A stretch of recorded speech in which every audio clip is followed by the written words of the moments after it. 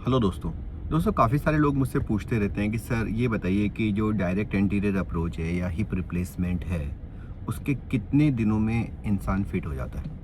दोस्तों direct anterior approach hip की एक बहुत ही एडवांस अप्रोच है जिसमें किसी मसल्स को काटा नहीं जाता बल्कि मसल्स के प्लेन के बीच में से जाया जाता है। इसमें ना तो किसी प्रकार का ज़्यादा ब्लड लॉस होता है ना कोई ज़्यादा पेन होता है और रिकवरी भी फास्ट होती है। डायरेक्ट एंटीरियर अप्रोच से हिप रिप्लेसमेंट की जो सर्जरी है उसके करने के बाद हमने ये रियलाइज़ किया है कि पेशेंट्स की रिकवरी बहुत फास्ट हो रही है।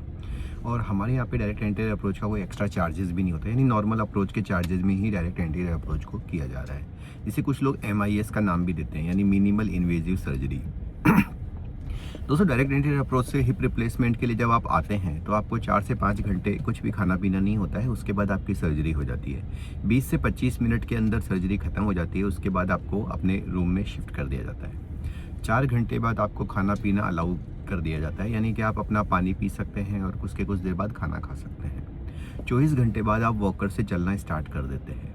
जब आप रात को बेड पे सोते हैं तब भी आपको करवट लेना अलाउ रहता है। बीच में 2 पैर के बीच में एक पिलो लगा के आप करवट ले सकते हैं। ऐसा नहीं है कि आपको एक ही पोजीशन में सोते रहना है। अपना टॉयलेट बाथरूम आप अगले दिन से स्वयं कर सकते हैं, आपको किसी पे निर्भर नहीं रहना पड़ता। नॉर्मली अस्पताल में 4 से 5 दिन एडमिट रहना पड़ता है, उसके बाद आप घर जा सकते हैं। आपको चलने फिरने के लिए एक वॉकर दिया जाता है। वो वॉकर एक आइडेंटिटी कार्ड की तरह काम करता है दोस्तों, ताकि आपको देख के कोई आपको धक्का या इत्यादि ना मार दे, तो ये फ़ायदा देता है। दूसरा, ऑपरेशन के दौरान अगर किसी तरह की वीकनेस आप महसूस कर रहे हैं तो वो आपको चक्कर ना आ जाए तो उसमें एक सपोर्ट देता है। और साथ ही ओस्टियो इंटीग्रेशन, यानी कि जब तक बोन और इम्प्लांट आपस में पूरी तरह चिपक नहीं जाते तो एक सपोर्ट आपको प्रोवाइड करता है। काफ़ी सारे लोग मुझे 5 से 7 दिन बाद ही फ़ोन करते हैं कि सर हमारा तो ये मन कर रहा है कि हम बिना वॉकर के भी चल सकते हैं, हमें कॉन्फिडेंस का संचार हो चुका है, जो कि बिल्कुल सामान्य है दोस्तों, क्योंकि DA अप्रोच में कोई मसल्स नहीं कटी है तो रिकवरी बहुत जल्दी हो जाती है। लेकिन इसके बावजूद भी मेरा रिकमेंडेशन ये रहता है कि 1 महीने आपको वॉकर यूज़ कर लेना चाहिए। पानी से नहाने के लिए आप स्पंजिंग इत्यादि का उपयोग कर सकते हैं। जो जख्म है वो तो ज़्यादा बड़ा नहीं होता, बस इस बात का ध्यान रखना है कि वहाँ पे पानी नहीं लगाना है। घर जाने के बाद आपको बार बार कोई ड्रेसिंग कराने की आवश्यकता नहीं होती। 17 दिन के बाद टाँके निकाल दिए जाते हैं, उसके बाद आप पानी इत्यादि भी लगा सकते हैं। 1 महीने तक घर में घूमना फिरना सब अलाउड है। उसके बाद आप कभी कभी सीढ़ियाँ भी चढ़ सकते हैं। अगर आपके घर में इंडियन टॉयलेट है तो आपको इंडियन टॉयलेट अवॉइड करना होता है और वेस्टर्न टॉयलेट यूज़ करना होता है। 1 महीने बाद आप वॉकर छोड़ देते हैं, उसके बाद आप 4 व्हीलर ड्राइविंग कर सकते हैं, 2 व्हीलर ड्राइविंग कर सकते हैं और जो कुर्सी पे बैठ के अपना काम कर सकते हैं। तो अगर आपका काम प्रकार इस प्रकार का है कि जिसमें सिटिंग जॉब है, आपको ज़्यादा कोई भागा दौड़ी वाली जगह नहीं जाना है, कार से जाना है और कार से आना है या 2 व्हीलर से जाना है, तो ये काम आप 1 से 1.5 महीने में स्टार्ट कर सकते हैं। ऑपरेशन के दौरान जो ज़रूरी दवाइयाँ दी जाती हैं वो 15-16 दिन के लिए होती है, जिसमें पेन किलर्स होती है, एंटीबायोटिक्स होती है, एनाल्जेसिक होती है और एसिडिटी की दवाई होती है। इसको हम ज़्यादा दिन के लिए नहीं देते, सिर्फ 17 दिन के बाद आपकी दवाइयाँ बंद हो जाती है, उसके बाद तो सिर्फ कैल्शियम की दवाई ही ली जाती है।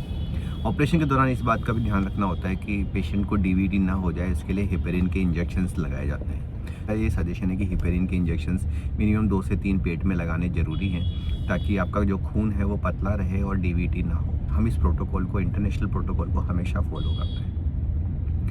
ऑपरेशन के वक्त, जो सर्जरी के वक्त जो इम्प्लांट यूज़ हुआ उसके बॉक्स भी हम पेशेंट्स को प्रोवाइड करते हैं, जो उसके मन में इस विश्वास का संचार करते हैं कि यहाँ पे इंटरनेशनल क्वालिटी के Johnson and Johnson ceramicon poly uncemented gription implant का उपयोग किया गया है। दोस्तों काफ़ी सारे लोग ऑपरेशन के 1.5-2 महीने बाद बिल्कुल फिट महसूस करते हैं और सारे काम कर सकते हैं। अगर आपका काम में कोई भारी वजन उठाना है या कोई झटका है या जिम इत्यादि है तो मैं आपको 2 से 3 महीने रुकने की सलाह देता हूँ। 3 महीने बाद आप भारी काम जैसे टाइल्स लगाने का काम है, मजदूरी का काम है, तो ये भी आप स्टार्ट कर सकते हैं। अभी कुछ दिनों पहले पेशेंट का फ़ोन आया था और वो ये जानना चाह रहे थे कि सर मैं सऊदी जाना चाहता हूँ तो क्या मैं 6 महीने पे जा सकता हूँ। तो जी हाँ दोस्तों, आप 5 से 6 महीने बाद सऊदी जा सकते हैं। अपना डिस्चार्ज पेपर अपने साथ रखिए, ताकि अगर एयरपोर्ट पे आपके कोई मेटल डिटेक्ट होता है तो आप डिस्चार्ज पेपर बता के ये प्रूफ दे सकते हैं कि भाई आपका हिप रिप्लेसमेंट डॉक्टर नवीन शर्मा के यहाँ हुआ है। तो दोस्तों ये एक संक्षिप्त सा कैलेंडर था डायरेक्ट एंटीरियर अप्रोच के बारे में। 3 महीने बाद जो है कि आप इसमें आलती पालती मार के भी बैठ सकते हैं, इंडियन टॉयलेट भी यूज़ कर सकते हैं। काफ़ी सारे लोगों को ये भी रहता है कि सर जिनकी शादी नहीं हुई है, क्या हमारी वैवाहिक स्थिति में कोई परिवर्तन आएगा अगर हम सर्जरी विवाह से पहले करा लेंगे? तो 3 से 4 महीने बाद आपकी लाइफ बिल्कुल बैक टू नॉर्मल हो जाती है और आपकी शादी की या उसके बाद की ज़िंदगी में किसी भी प्रकार का कोई परिवर्तन नहीं आता। अगर आप फीमेल्स हैं और आपके बेबी नहीं हुआ है और आपको लग रहा है कि भाई हिप रिप्लेसमेंट के बाद प्रेगनेंसी रिलेटेड कोई कॉम्प्लिकेशन आएगी, तो ऐसा नहीं होता। बहुत सारी गर्ल्स हैं जिनकी हमारे यहाँ सर्जरी हुई, उसके बाद उनकी शादी हुई और प्रेगनेंसी नॉर्मल हुई, तो ऐसी कोई चिंता वाली बात नहीं होती है। आजकल जो इम्प्लांट है वो काफ़ी हाई क्वालिटी के यूज़ किए जा रहे हैं।